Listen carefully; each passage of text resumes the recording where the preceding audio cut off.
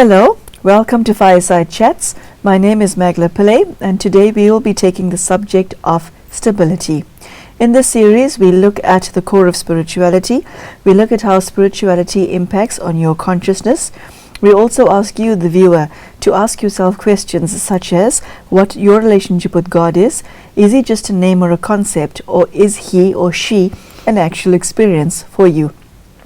I'd like to introduce you, the viewer, to Sister Denise, who has been practicing Raj Yoga meditation for over 40 years and who is kind enough to share with us her spiritual wisdom and insight. Sister Denise, thank you so much for joining us. Thank you. Welcome. Stability. Sister Denise, the world is anything but stable. On any given day, one gets life thrown at you from all sides. How does one practice stability in a world where nothing is stable?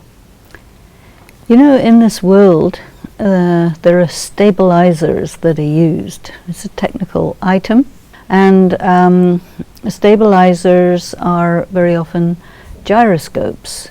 And I often speak about this spiritual gyroscope in classes about achieving the stable stage, because it's a very, very worthwhile focus of your spiritual effort. You want to be able to be stable in an unstable context, an unstable world. So a gyroscope is something that spins. And this is really the best thing that you can do, is you have to, in your meditation, do this spinning motion. And the the sign of this, well, you can say the good one is the frisbee. You know, people play with frisbees. You spin this little plastic thing which has got a larger top surface than bottom surface, so it'll fly. And when it's spinning, it means it's not going to wobble. Gyroscopes are used in ships, in rockets, in planes, and the speciality of a gyroscope is this, that anything which is rotating is going to stay in the same plane. That's an aspect of physics. Now, things that are aspects of physics can also be aspects of metaphysics, and one of the words for spirituality is metaphysics, that which comes after physics, that which is beyond the physical world. So, what do you spin and how do you spin? Well, those who are most known for spinning are the Sufis, and they do the dance, the whirling dervishes. And in their dance they have one hand up and the other hand down, and the idea behind it is that you take the energy of God with the one that's up, and you sort of spin it out and distribute it out to the world. This is the philosophy behind it. But when you are spinning physically, that can also give you a very special feeling which people associate with a spiritual experience. But take it really to the spiritual plane, and you find that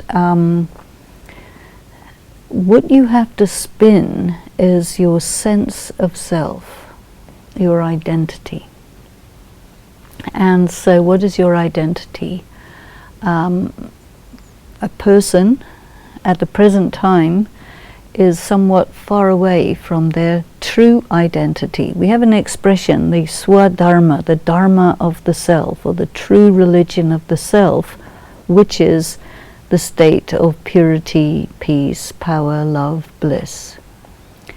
It is how you are before anything happened to you. Once something happens to you, it moves you away from your original reality.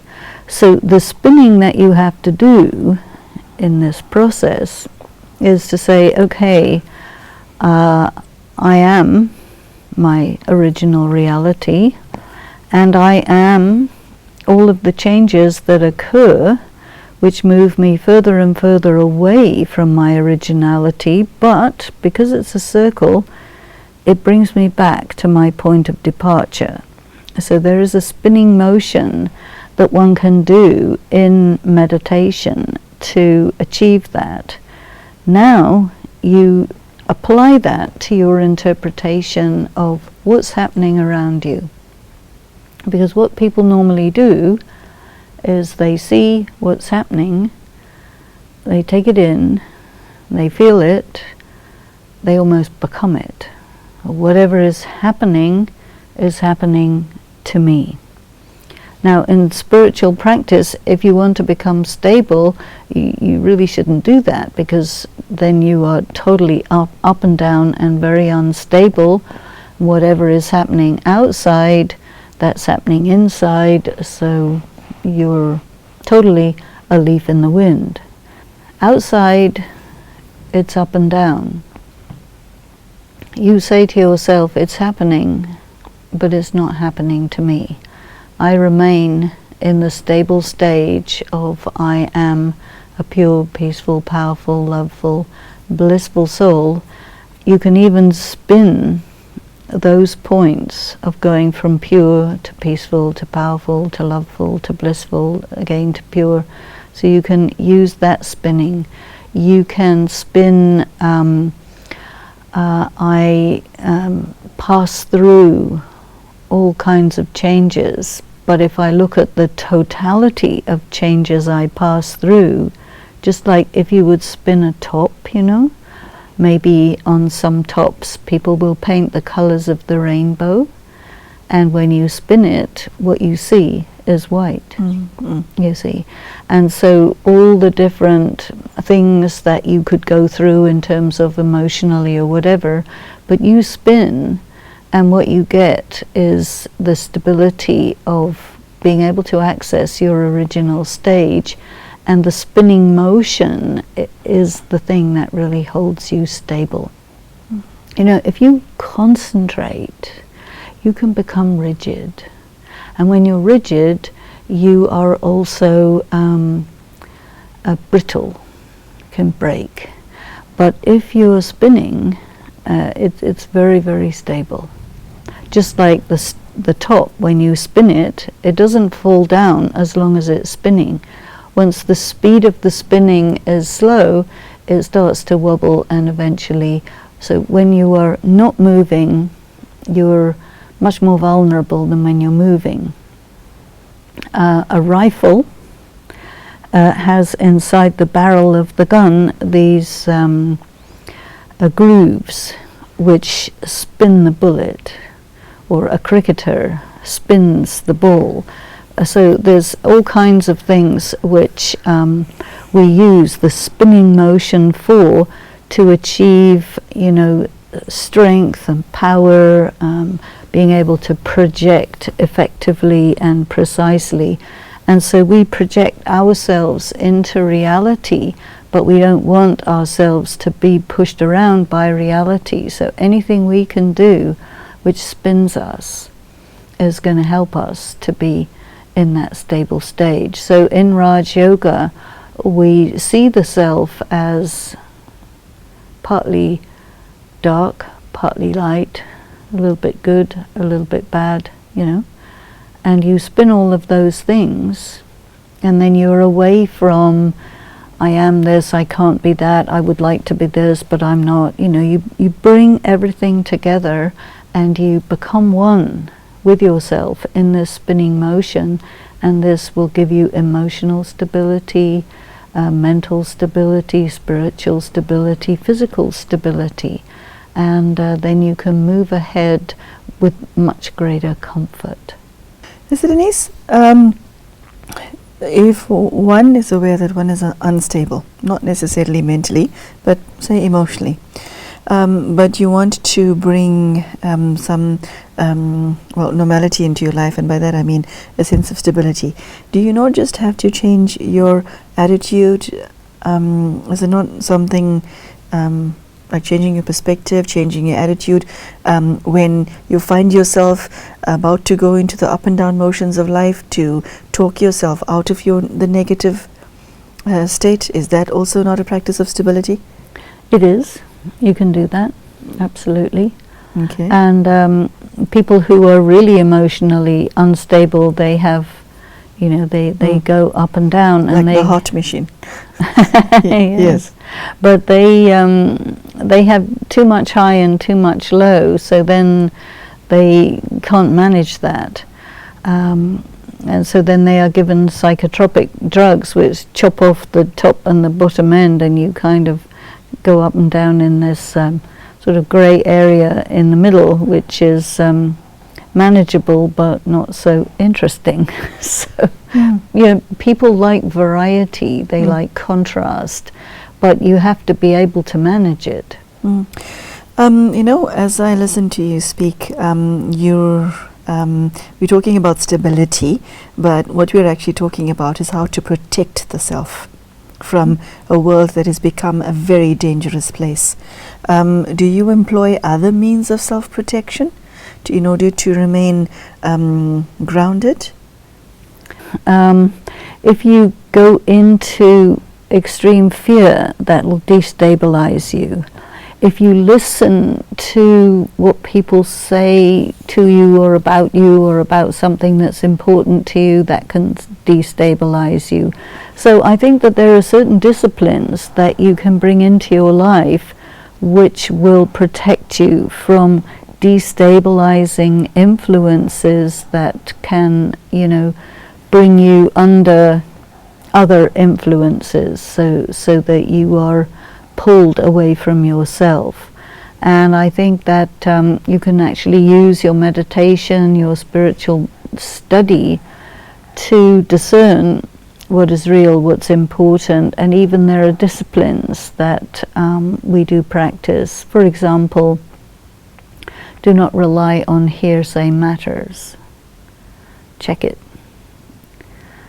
Because somebody will come along and say something which is really designed to destabilize you and put you out of order, and before you take that on and respond to it and react to it, a good practice is to say, okay, well, let me check that out.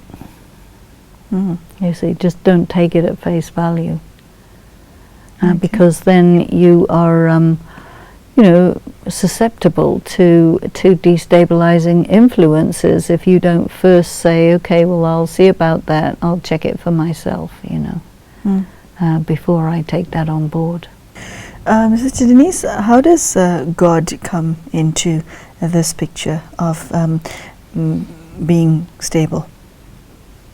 Well, you see, what happens in this world is the world is like a big drama, and the drama is all about success and failure, and victory and defeat, and things working out and things not working out, people being nice to you and being nasty to you, feeling very good or feeling very abandoned, or there are all these pairs of opposites. And so one of the practices that is very much part of the teachings of Raj Yoga is to position oneself in a place that is where you're equal in the face of success and failure. You see, what people normally do is they say, okay, success is good, we like that, we'll go there. Failure, we don't like that, we'll avoid that.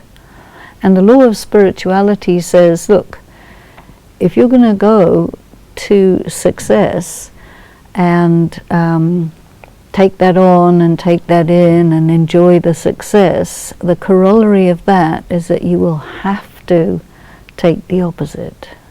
So that is very destabilizing. Hold on. That was a bomb of a sentence. Please say that again. If you go for success and enjoy all the fruits of success, and you get a big head and all of these things, well, the corollary of that is that when that swing of the pendulum is over, you have to go the other way and take the opposite. and that's just the law of spirituality. Everything goes this way, that way. So what is recommended is be absolutely neutral in the face of success, and do not take it on, do not, let yourself be sustained by that, because if you eat the fruits of success, you will have to eat the fruits of failure. So stay detached from success, and then you will be able to be detached from failure. This is the stage of equanimity that is practiced by yogis, you see. Now there is a lot of people in this world who say, nobody is appreciating me.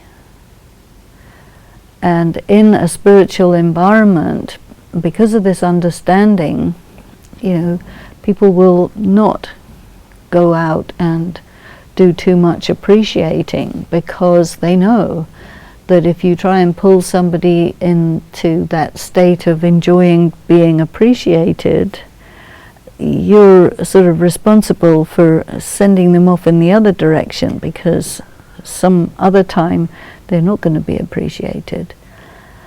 And sometimes people, they don't understand this, and they say, well, the right thing is to really appreciate people who've done good things. There's another dimension to this too. If you reward, appreciate, etc., somebody who's done good things, then the karma that they have put forth, the seed of good karma, charitable karma, doing something good. Now, if you take all this appreciation and immediate reward, then the investment that you make of doing that pure karma, the result of it has already been taken. And so then it never is allowed to mature, it can't grow and develop, so you can never really get the fruits of your good karma if you take it early in the form of what we sometimes call as green fruit. You eat green fruit, you can get stomachache. Okay. You were going to bring God into this picture? Well, God teaches these things, okay, you see, because people don't know. When I meant bringing God into the picture, I meant for you to tell us how God's presence has a stabilizing factor in one's life, or not? Potentially. Potentially. Okay. Nice idea. But I think that when you bring God into your life, God comes there to be present with you as you get on the roller coaster. Okay. Sister Denise, that's actually very interesting, because there are many who believe that when you really have God in your life, you no longer have any problems. That's very naive, isn't it? Well, it's very short-sighted, it is naive, and it's an assumption that is really not the case at all, because what's the purpose of a problem is to enable you to get good at solving the problems, you see. So God's not going to take your problems away, He's going to give you some new ones, so that you can build your capacity, God's the educator. God wants you to be the very best that you can be. So God's not going to take all your problems away and say, oh, I'll do everything for you. Then who gets the reward of that? God, not you. And so when you bring God into your life, you're in a sense also bringing the opposite of God into your life. And the idea is to have God with you, keep God with you, really study the teachings of God, so that you can then go out and deal with all of the difficulties, challenges, obstacles and whatnot that is part of the course of study that you need to be getting good at handling. You see, and then God will assess you and say, oh, that was good, you handled that nicely. Oops, no, you didn't do that very well, did you? Let's try again, Sister Denise, what you just said is mind-boggling, because the reason that many people are looking for God is because they're looking for something or someone to bring an end to their problems. Now what you're saying is, your problems will be the same, but you will be given more skills to handle it better. That's what you were saying. That's right, or your problems may increase. Yeah, that's pretty bit scary. Okay, so that illusion about God needs to be shattered, doesn't it? Well, that's where, at one time we were talking about perspective, so these are some of these perspectives on God that are not based on the reality. So then you really do have to shift your assumptions about God. Okay. You see, and then you get much more clear that God is going to take you way outside your preconceptions, and so every time you go a little bit outside, you have to drop them. And so for that you need to be open, you need to be willing, you need to be ready, that once you start to see something that you couldn't see before, it changes everything. So you have to reset your perspective on many things. So, Sister Denise, as you become more adept at handling life's knocks, that building up the spirit, your wisdom base, your knowledge base, your experience base, you holding God's hand as you go through life, what does that do for the human soul, or to the human soul? Well, you're really evolving when you have God with you. God's not going to do it for you.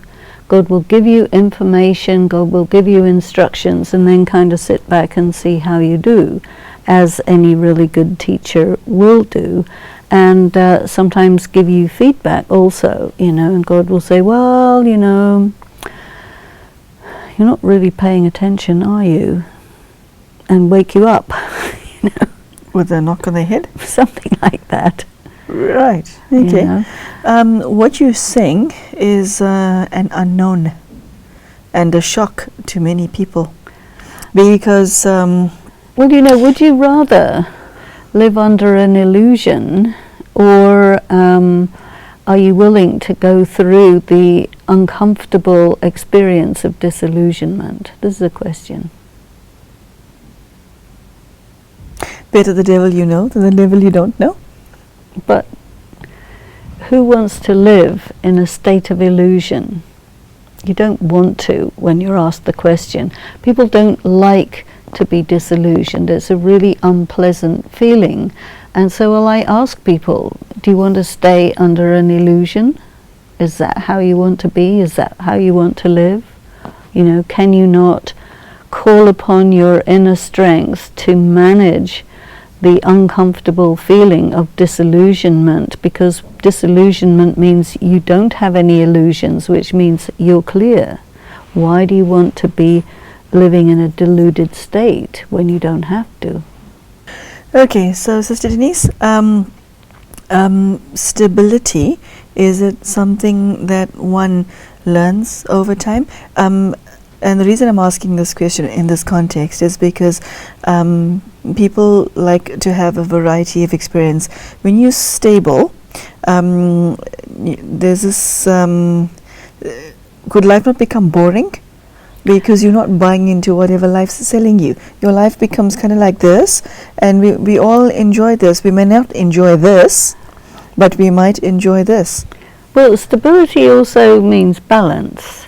So if you're going to walk on a tightrope, which life is very often, then you need a big long stick. Yeah, you do. To be able to maintain your balance. And I think the company of God, the instructions of God, and the practice of really building capacity means that you have to start to put out these, this long stick to be able to hold yourself steady, because the tightrope that you're walking on, or the straight and narrow path, or however you want to describe it, if you're not balanced, you're going to fall down. Okay.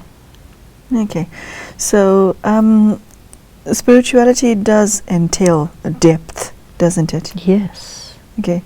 D-E-P-T-H, not D-E-A-T-H. Exactly. Okay. And the deeper one goes, the more stable you become, or not? The nature of the ocean is that all of the disturbance in the ocean is on the upper layers. So as you go deeper, you find that extreme stillness, which is where the treasures are to be found. And I think that as you become deeper as a person, you're no longer concerned with all of this up and down that's going on in superficial life. You become more detached, you become more of an observer, you don't get caught up in stuff, and you go deeper and you kind of live there, and there is where you feel that you're on a different level, that you're in a greater kind of truth, you see. You come across as being pretty intellectual. For somebody who's not a deep thinker, does that mean they're doomed to a life of instability? And by instability in this context, I mean, are they susceptible to all of life influences? If something goes wrong, they take a dip. If their child gets married, they're on a high, and then somebody passes away in the family, then you go through a dip again. If you're not a deep thinker like you are, can one be stable, or is there another way without intellectual navigation? Well, you can apply an intellectual approach to the process of becoming stable, but you can also apply many other approaches. It's not that intellectual equals stable. There are many unstable intellectuals. Yes. I think it's really all about seeing the pairs of opposites and seeing your process for keeping yourself balanced in the face of all of these opposing forces, which everybody has to experience, because life is like that. Okay, unfortunately we have to say goodbye to you today, and thank you very much. It was very, very interesting and educational. Thank you. So there you go, brothers and sisters, the subject of stability. As usual on this show, we hear and learn about things that we didn't necessarily know in the past. For those of you who are under the illusion that if you have God in your life, all your problems will be resolved, Sister Denise shattered that illusion by saying you will have problems, but you will have the hand of God, as well as the skills that God teaches, the knowledge that He teaches to deal with life better, and in so doing become more stable. That is a very realistic approach, and this is what I like about this show, and what we learn from Sister Denise is that it's very reality based, and one can get to grip with what life is all about, rather than have one's head in the clouds.